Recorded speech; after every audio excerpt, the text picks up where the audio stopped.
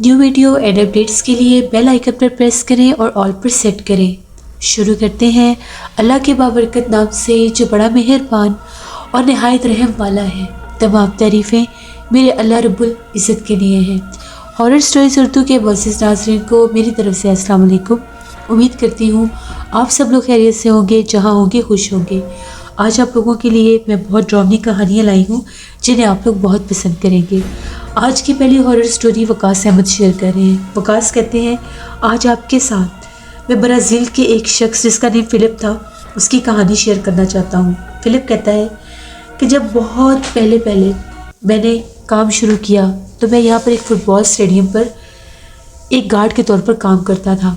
वहाँ पर मैंने जॉब के दौरान काफ़ी ज़्यादा पैसे जमा कर लिए और मैंने उससे एक घर ख़रीदा। उस घर को मैंने रेंट आउट कर दिया। वहाँ से भी पैसे आने और मैंने जोड़ने शुरू कर दिए। मैंने बहुत मेहनत की, यहाँ तक कि 5 साल के अंदर मेरे पास काफ़ी ज़्यादा प्रॉपर्टीज़ हो गई। एक दफ़ा ऐसा हुआ कि मुझे मेरे एक दोस्त का फ़ोन आया और उसने ये कहा कि फ़लाँ लोकेशन पर सी साइड पर बहुत खूबसूरत एक रिज़ॉर्ट है। उसका मालिक जो है वो मर चुका है और उसकी औलाद उस रिज़ॉर्ट को सेल करना चाहती है। अगर तुम ख़रीदना चाहो तो बड़ी खूबसूरत जगह है। मैंने सोचा कि ठीक है, मुझे देख लेनी चाहिए। मैंने उसे कहा कि पहले मैं पर्सनल विज़िट करूँगा और फिर लूँगा। फाइनली अगले दिन मैं वहाँ पर पहुँच गया। एक होटल में मैंने स्टे किया और उस लोकेशन को विज़िट करने के लिए चला गया। रिज़ॉर्ट तो बहुत ज़्यादा खूबसूरत था और लोकेशन भी बहुत खूबसूरत थी।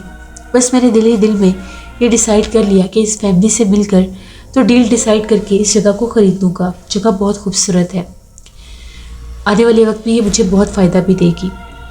मैं उस रात होटल के कमरे में था, तभी बाहर डोर बेल बजी। मुझे लगा कि शायद कोई होटल स्टाफ से होगा। तो जब मैं वहाँ पर गया तो क्या देखता हूँ, एक छोटा सा बच्चा खड़ा था। उस बच्चे ने मुझे एक छोटी सी पर्ची दी और दाएं तरफ देखने का इशारा किया। जब मैंने दाएं तरफ देखा तो वहाँ पर एक बूढ़ी खातून खड़ी थी। उसने मुझे पर्ची खोलकर देखने का इशारा किया और सीढ़ियों से नीचे उतर गई। जैसे मैंने पर्ची खोलकर देखी, उसके ऊपर एक फ़ोन नंबर लिखा था और ये कहा था कि मुझे कॉल करो। मैं डर गया कि पता नहीं ये कौन है कौन नहीं, कि मुझे क्यों कॉल करने का कहकर गई है। पता नहीं कि कोई माफिया ग्रुप से ना हो, क्योंकि हालात बहुत ख़राब थे। खैर मैंने डरते डरते कॉल कर ली तो उस औरत ने मुझे ये कहा कि तुमसे बहुत ज़रूरी बात करनी है, फ़लाँ एड्रेस पर कल लाज़मी आओ, तुम्हारे लिए बहुत ज़रूरी कुछ मैसेज है जो तुम्हें मिलना चाहिए।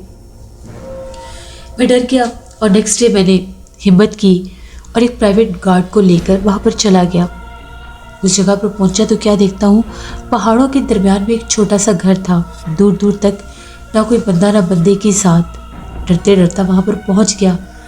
दरवाज़ा खटखटाया तो वो औरत निकली। उसने मुझे अंदर आने का कहा और मुझे बिठाया। मुझे ये कहने लगी कि तुम्हें यहाँ पर इसलिए बुलाया कि तुम्हें कुछ बताना चाहती हूँ। तुम डरो बिल्कुल भी मत, मैं तुम्हें कोई नुकसान नहीं दूंगी। जो रिज़ॉर्ट तुम ख़रीदना चाहते हो उसको मत ख़रीदना। अगर तुमने वो ख़रीद लिया तुम्हारी पूरी प्रॉपर्टी बर्बाद हो जाएगी, यहाँ तक कि तुम्हारे हाथ कुछ भी नहीं बचेगा। मैं तुम्हें 10 और लोकेशंस बताती हूँ, वहाँ पर जो प्रॉपर्टीज़ हैं उनको ख़रीद लो। तुम्हारे पास इतना पैसा आएगा कि तुम संभाल नहीं सकोगे, और अगर मेरे बारे में तुमने किसी को भी कुछ बताया तो तुम्हें बहुत नुकसान होगा। बस बच जाओ उस जगह से और यहाँ से चले जाओ। मैंने से कहा कि आप कौन हैं और मुझे क्यों रोक रही हैं? तो उसने ये कहा कि जितना तुम्हें कहा है वो करो, बाकी बातें छोड़ दो और पलट कर पीछे मत देखना। मैं डरता डरता वहाँ से निकला। वो औरत बहुत पुरस्कार थी। जो लोकेशन उसने मुझे बताई वहाँ पर मैंने उन प्रॉपर्टीज़ को ख़रीदा और मुझे बहुत ज़्यादा भारी मुनाफा हुआ। मेरे दिल में ख्याल आया कि आज मैं जाकर उस औरत को दोबारा मिलता हूँ। काफ़ी अरसा गुजर गया। जब मैं उसी जगह पर वापस गया तो दरवाज़ा खटखटाया तो एक बूढ़ा शख्स निकला। उस बूढ़े शख्स को देखकर मैं डर गया और मैंने उसे कहा कि यहाँ पर फ़लाँ औरत थी, मुझे उससे मिलना है। उसने कहा तुम उस औरत से क्यों मिलना चाहते हो? मैंने उसे बताया कि उसने मुझे एक रिज़ॉर्ट ख़रीदने से मना किया था, लेकिन मैं तो उसको ख़रीदना चाहता था। तो उसने मुझे ये कहा कि जिस औरत की तुम बात कर रहे हो वो उस औरत को मरे हुए भी 20 साल हो गए हैं। मैंने उसे कहा कि ये कैसे मुमकिन है? उसने मुझे यहाँ पर बुलाया था तो उसका ये कहना था कि मैं जो भी कह रहा हूँ बिल्कुल सच कह रहा हूँ और मैं तुम्हें उसकी कब्र दिखाता हूँ। مجھے اس گھر کی بیک سائڈ پر لے کر گیا. وہاں پر اکیلی ایک قبر تھی. اس نے یہ کہا کہ یہ اسی عورت کی قبر ہے. اوپر اس کا نام بھی لکھا تھا اور یہ وہی نام تھا جو اس نے مجھے بتایا تھا. اس کا یہ کہنا تھا کہ شیطانی عملیات کیا کرتی تھی. پہلے یہ اس ریزورٹ میں رہتی تھی. وہاں پر اس نے بہت سے شیطانی عملیات کیے. اس کے پاس بہت زیادہ جنات آ گئے تھے. انہیں جنات نے اس عورت کو مار دیا اور اس جگہ پر ایک جن کا بسیرا ہو گیا. اس کے بعد وہ گھر کسی نے خرید لیا. جس نے وہ گھر خریدا، قبضہ کیا، جو بھی کیا، جنات نے اس کو بھی مار دیا. اب اس کے بچے اس جگہ کو آگے بیچنا چاہتے تھے تو اس عورت نے تمہیں اپنا آپ ظاہر کیا اور تمہیں بچا لیا کیونکہ تم اچھے انسان تھے، لالچی نہیں تھے اور تم اس جگہ کو نیک مقصد کے لیے خریدنا چاہتے تھے. اس کو مر کے بھی پچھتاوا ہوا کہ اس نے جو کیا غلط کیا. جب میں نے یہ ساری باتیں سنی میں بہت زیادہ ڈر گیا کہ یہ کیسے ممکن ہے. وہ ایک مری ہوئی عورت کیسے میرے سامنے آ گئی اور یہ سب کیا ہوا. تو پھر مجھے لگا کہ شاید وہ بھی اسی کے جنات تھے جو نہیں چاہتے تھے کہ میں وہاں پر جاؤں. یہ کہانی تھی برازیل کے ایک شخص کی، فلپ کی، جو وقاص احمد نے شیئر کی. بہت شکریہ وقاص صاحب کا. بڑھتے ہیں ایک اور خوفناک کہانی کی طرف. یہ خوفناک کہانی فوزیہ شیئر کر رہی ہے. فوزیہ کہتی ہیں ہم لوگ سرگودا کے رہنے والے ہیں اور آج آپ کے ساتھ اپنے گھر کی ایک خوفناک کہانی شیئر کرنا چاہتی ہوں. ہم لوگوں کا ایک ڈبل سٹوری گھر تھا.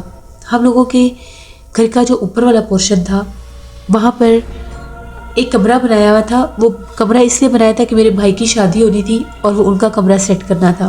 میری ایک بڑی بہن کی شادی پہلے ہو چکی تھی تو میری بہن جو تھی ہم لوگوں کے پاس ملنے کے لیے، رہنے کے لیے. سخت سردی کا موسم تھا. نیچے والے فلور پر 2 کمرے تھے.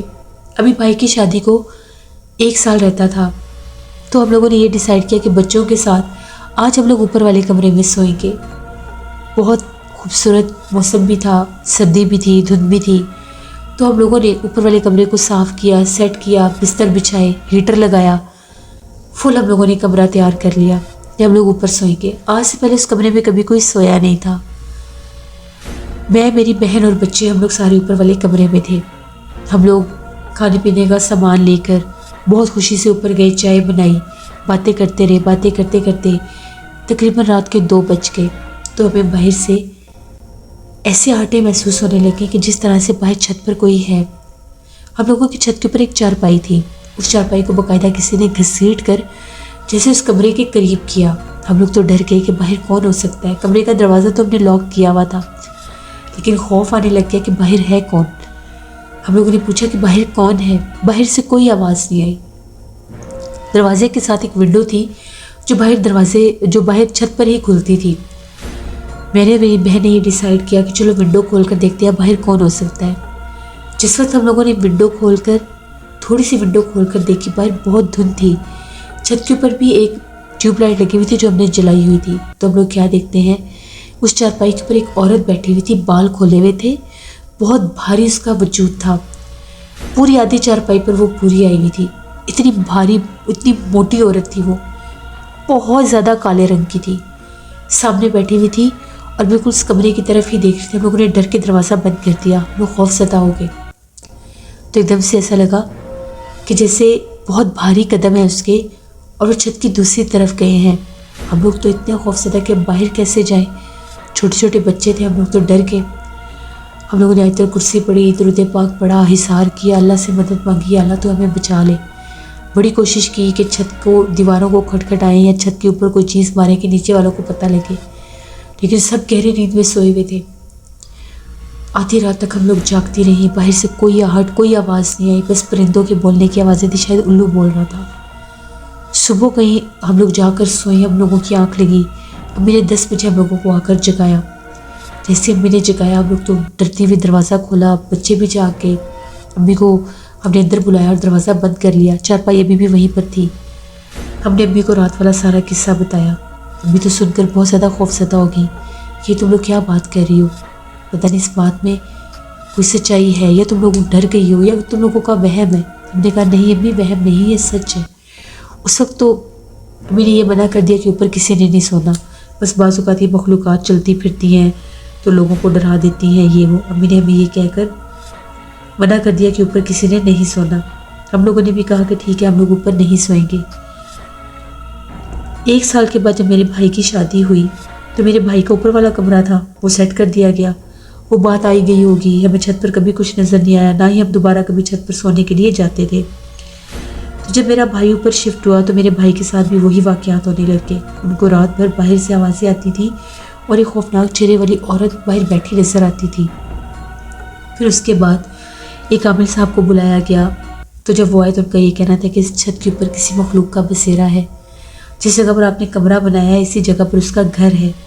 وہ بار بار اپنے گھر کے قریب آتی ہے اور اس کو دیکھتی ہے. بہتر یہ ہے کہ آپ یہ کمرہ خالی کر دیں ورنہ وہ جانی نقصان بھی دے سکتی ہے. پھر ہم لوگوں نے وہ کمرہ ہمیشہ کے لیے بند کر دیا اور میرے بھائی بھی نیچے والے پورشن میں شفٹ ہو گئے. اس کمرے کو دوبارہ کبھی کسی نے استعمال ہی نہیں کیا. اوپر سے اکثر آوازیں آتی تھی رات کے وقت جیسے کوئی اوپر موجود ہوتا ہے. یہ ہم لوگوں کی ایک کہانی تھی جو میں نے آپ کے ساتھ شیئر کی. بہت شکریہ فوزیہ آپ کا. جس سے یہ تھی آج کی ہارر سٹوریز. اپنا فیڈ بیک مجھے ضرور دیں آپ لوگوں کو کیسی لگی. آپ لوگ بھی اپنی ہارر سٹوریز شیئر کر سکتے ہیں ڈسکرپشن باکس میں دیے گئے ای میل آئی ڈی doshinur57@gmail.com پر. اس کے علاوہ آپ لوگ مجھے کمنٹ باکس میں بھی سٹوری شیئر کر سکتے ہیں. اپنا بہت سا خیال رکھیے گا. اپنے ڈھیروں دعاؤں میں مجھے، میری فیملی، میرے پورے پاکستان کو یاد رکھیے گا. Thank you for listening my stories. Stay blessed. اللہ نے کے